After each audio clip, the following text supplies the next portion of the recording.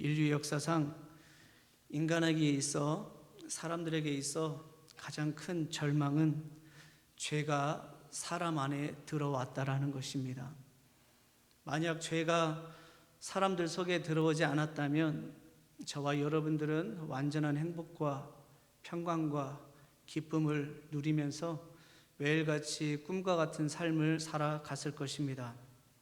그러나 죄가 들어오고 그 죄가 지금까지 계속 유전됨으로 말미암아 우리는 지금 두려움과 불안과 걱정과 근심 가운데 힘겹게 살아가고 있는 것입니다. 우리가 기억해야 할 것은 선악과 사건은 인류를 죄인으로 만든 사건으로만 생각해서는 안 되고 이 선악과 안에는 여러 가지 비밀이 있다라고 하는 것을 기억해야 합니다. 선악과 비밀을 오늘 말씀을 통하여 살펴보면서 여러분들의 신앙의 동력으로 삼을 수 있기를 바랍니다. 첫 번째로 하나님께서 왜 선악과를 만드셨는가? 인간의 마음을 받기 원하셨기 때문에 선악과를 만드셨다라는 거예요. 우리 하나님께서 저와 여러분들에게 원하는 것은 그냥 로봇적인 경배가 아니라 마음이 담긴 경배를 원하십니다. 그래서 하나님께서 에덴 동산 중앙에 선악과를 만드신 것입니다. 모든 동산 가운데 있는 실과는 다 허락하셨지만 에덴 동산 중앙에 있었던 선악과를 금하심으로 말미암아 아담과 하와는 하나님의 말씀에 순종해야 됐고 절제해야 됐고 인내해야 했습니다. 그래야지만이 하나님의 명령에 순종할 수 있기 때문입니다. 그래서 선악과라고 하는 것은 그 안에 순종이 담겨 있고 인내가 담겨 있고 절제가 담겨 있는 것입니다. 그것 자체가 마음을 드리는 것과 같다라는 것이죠. 여러분들도 자녀가 다 있을 것입니다.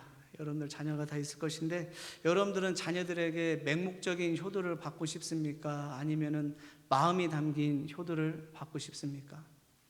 엄마 지금 날씨가 많이 추워졌는데 옷을 좀 따뜻하게 입고 다니세요. 더 이상 일하지 마시고 좀 쉬세요. 치료 좀 잘 받으세요. 그럼 이렇게 마음이 담긴 효도를 받고 싶으세요? 아니면 자녀들에게 연락은 오지 않아요.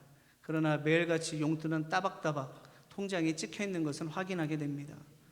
어떤 것을 받기를 원하십니까? 물론 두 가지 다 받기를 원하시겠지만 만약 한 가지를 선택해야 된다면 마음이 담긴 효도를 받고 싶지 않겠습니까?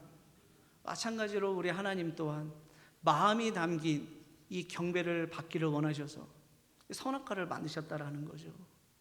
그것을 바라다 보면서 순종하라고, 더 절제하라고, 인내하라고, 그러면 그 안에서 마음으로 주님께 영광 올려 드릴 수 있기 때문에 저는 마음이 담긴 경배를 드렸던 사람 생각하면 다윗이 떠오릅니다. 다윗.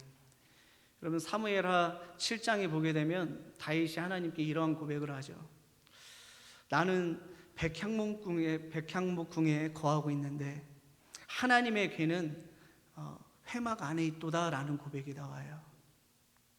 그러니까 나는 이렇게 궁궐 같은 곳에서 백향목궁에서 떵떵거리면서 웅장하게 살아가고 있는데 우리 하나님의 궤는 텐트 안에 있다라는 거예요.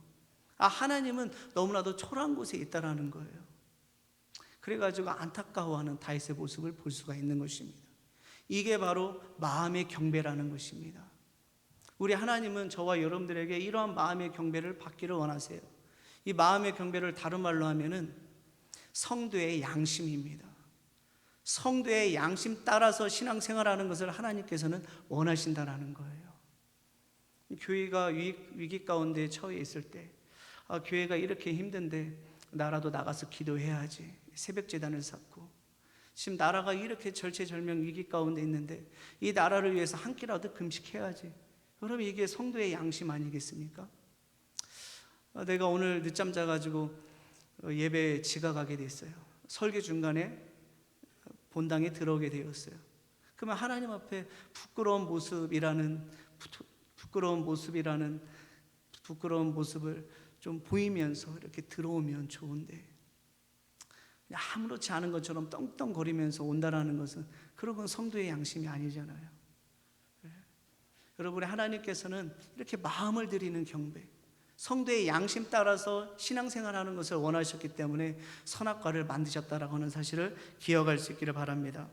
두 번째로 하나님께서 선악과를 만든 이유는 뭐냐면 지식에도 저주가 있다라고 하는 사실을 알려주시기 위하여서 선악과를 만드셨다라는 거예요.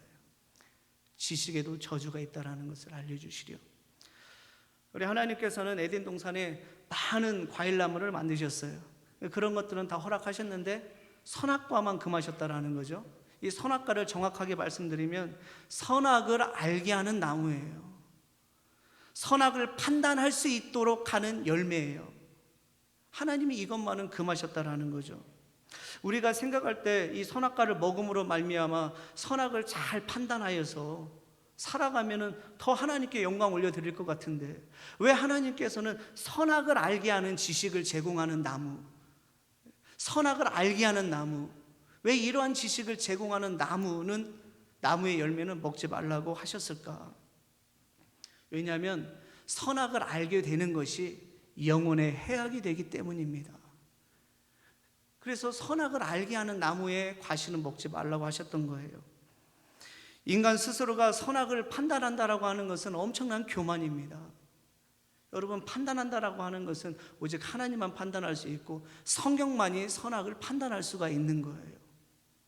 여러분, 그렇다고 오해는 하지 마십시오. 이 판단한다라고 하는 것이 무조건적으로 다 나쁜 것은 아닙니다.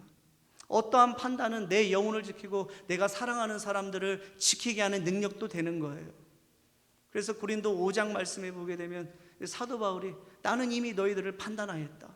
그리고 성도는 교회를 판단해야 된다. 교회가 더 거룩해지도록 하기 위하여서 그런 말씀들이 나와요.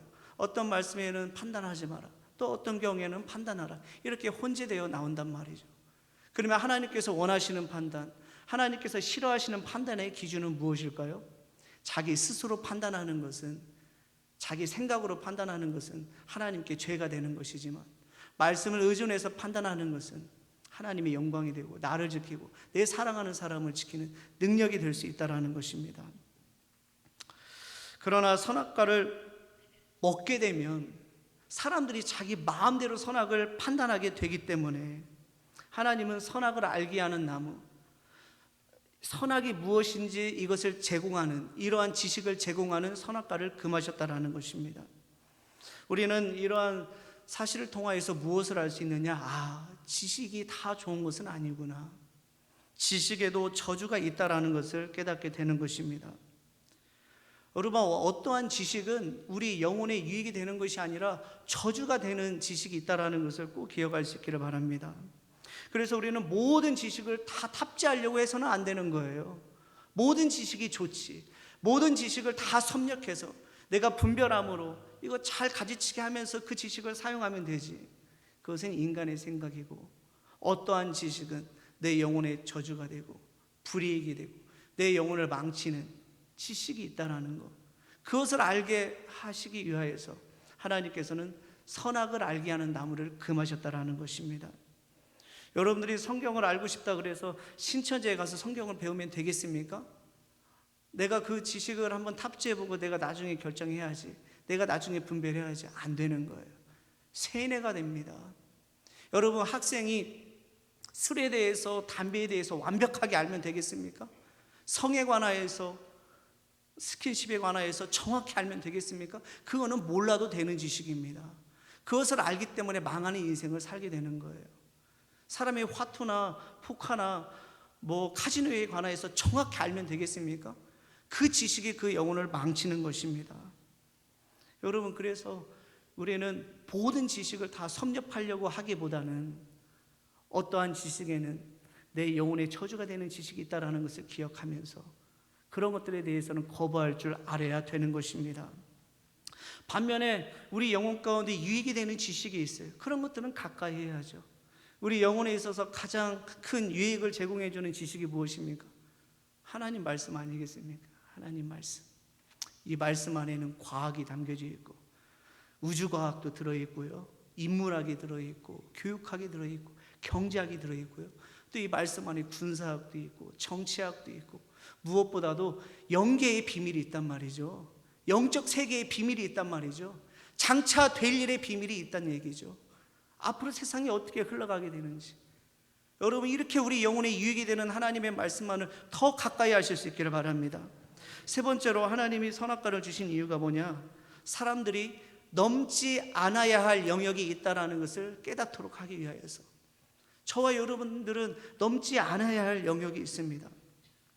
하나님께서 에덴 동산의 각종 나무의 열매는 임의로 먹되 선악과를 먹지 말라고 하신 것은 하나님께서 우리의 왕 되시고 저와 여러분들은 왕 되신 하나님의 말씀에 순종해야 되는 백성임을 일깨워 주시기 위하여서 선악과를 만들어 주셨다라는 겁니다.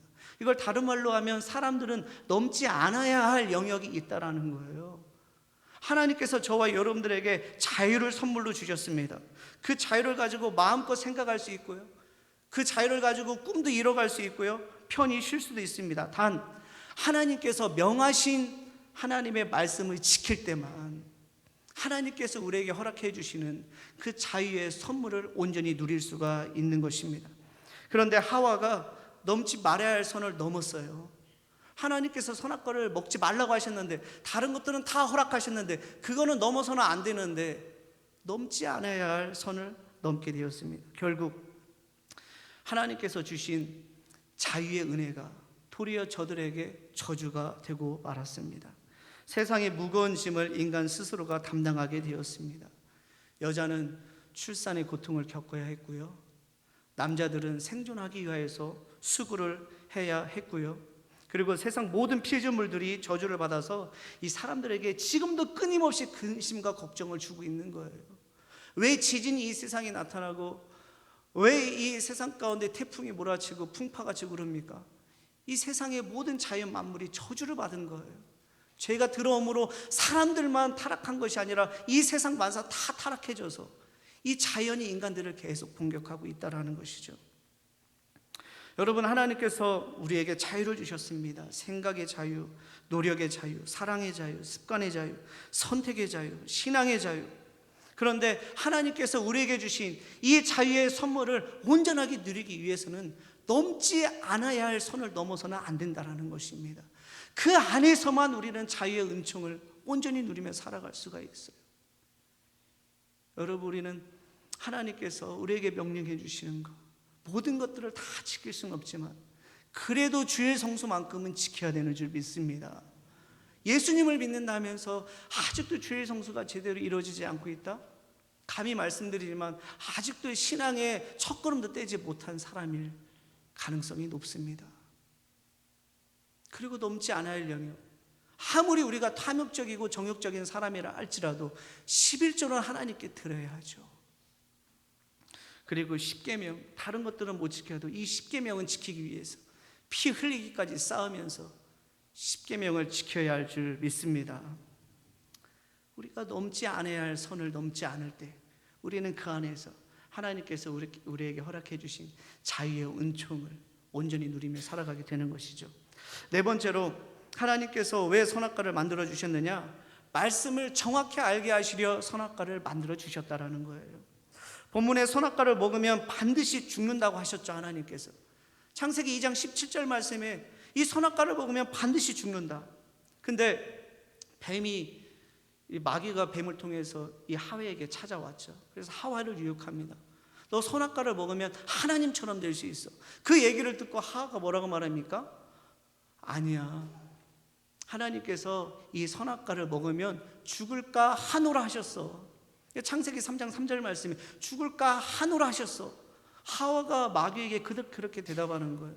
하나님은 반드시 죽는다라고 말씀해 주셨는데 하와는 죽을까 하셔서 그렇게 대답하고 있는 거예요.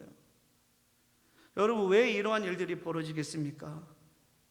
하나님께서 하와에게 말씀하실 때 너 선악과를 먹으면 반드시 죽어 이렇게 말씀하실 때 하와는 하나님의 말씀을 건성으로 들었던 것입니다. 귀뚱으로 들었던 거예요.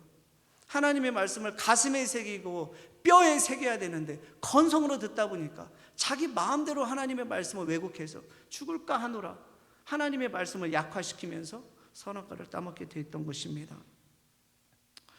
여러분, 우리는 하나님의 말씀을 들을 때 그냥 귀로만 들어서는 안 되고 우리 마음의 신비에, 우리 뼈에 새겨야 될 줄 믿습니다.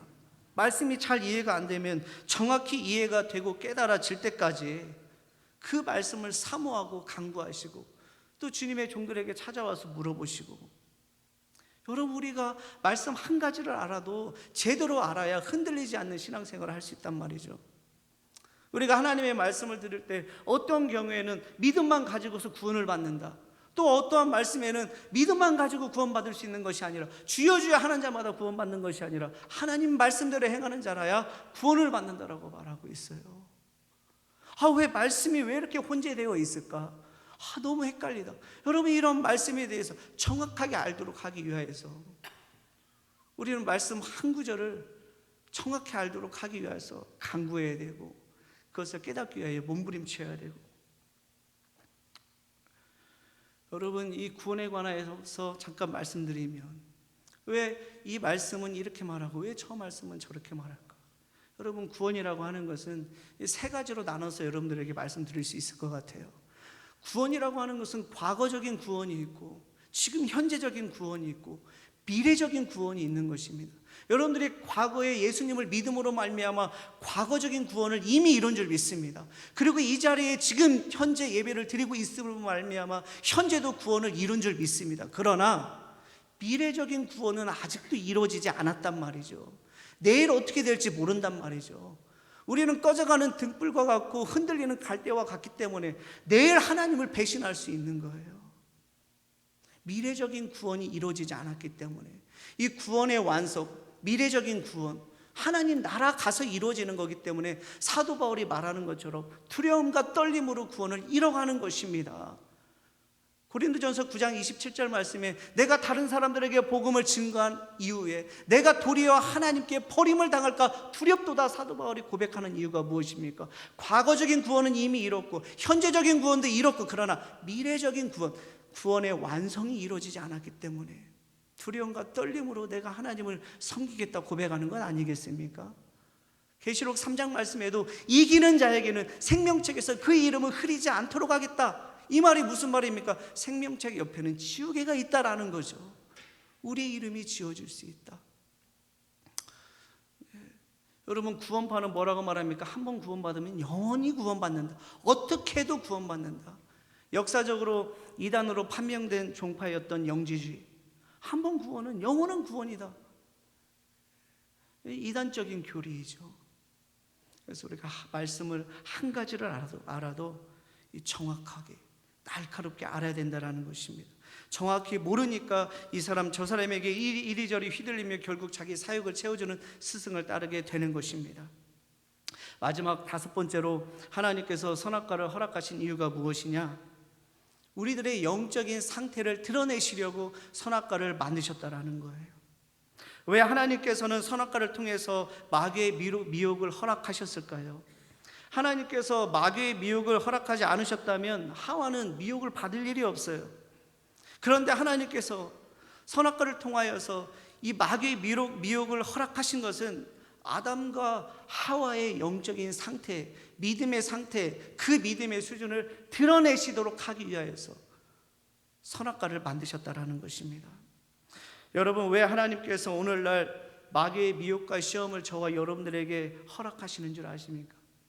하나님께서 여러분들을 그토록 사랑하시는데 그럼에도 불구하고 우리가 싫어하는 그러한 시험을 하나님께서 왜 허락하시느냐? 우리의 영적인 상태, 믿음의 수준을 드러내시려고. 그래서 우리가 원치 않는 시험을 허락하시는 것입니다. 사람은 평온할 때 영적인 실체가 잘 드러나지 않습니다. 다 그럴싸한 성도로 보여요. 그러나 인생의 풍파와 환란이 밀려올 때 그제서야 우리 믿음의 상태, 영적인 실체가 드러나게 되는 것입니다. 어떤 풍파가 와도 하나님 앞에 나와 매달리며 말씀으로 극복하려고 애쓰는 사람은 알곡성도입니다.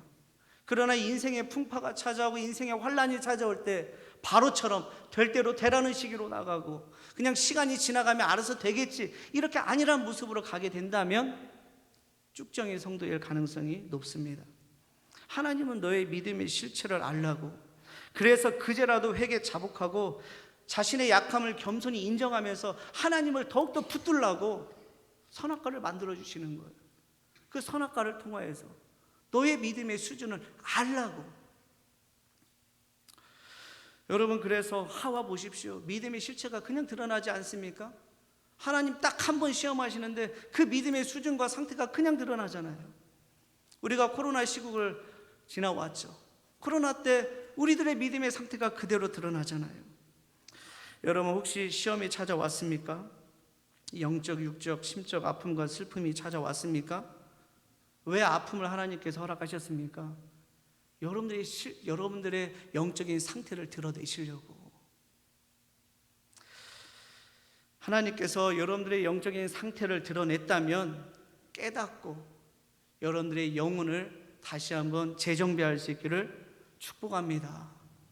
하나님이 내 영혼의 상태를 드러내실 때, 내 영적인 주수가 진리의 성읍 예루살렘이 아니라 소돔이구나. 내 영적인 뿌리가 아직도 고무라구나. 큰일 났구나. 정신 차리고 하나님 앞에 나아가서 회개 자복하고 하나님만 바라보고 더욱더 하나님을 의지해야죠. 여러분, 마귀의 시험을 받을 때 도리어 진정한 하나님의 백성이라는 것이 확증되는 순간이 되기를 축복합니다. 만약 연약한 모습이 드러났다면, 그 시험 가운데 내 믿음의 수준이 드러났다면 그것을 그대로 인정하시고 두려움과 떨림으로 주님을 더욱더 바라볼 수 있는 성숙한 성도 다 되실 수 있기를 축복합니다. 여러분, 오늘 선악과 5가지 의미를 살펴봤는데 이 5가지 의미를 우리가 붙들고 살게 되면 더 이상 흔들리고 자빠지는 부끄러운 성도가 아니라 밀도가 촘촘한, 밀도가 꽉 찬 강력한 성도로 세워지게 될 줄 믿습니다. 이 말씀 붙들 때 우리는 매일같이 신앙의 진보를 이루게 될 줄 믿습니다. 이러한 은혜가 여러분들의 10년 가운데 충만하시길 축복합니다.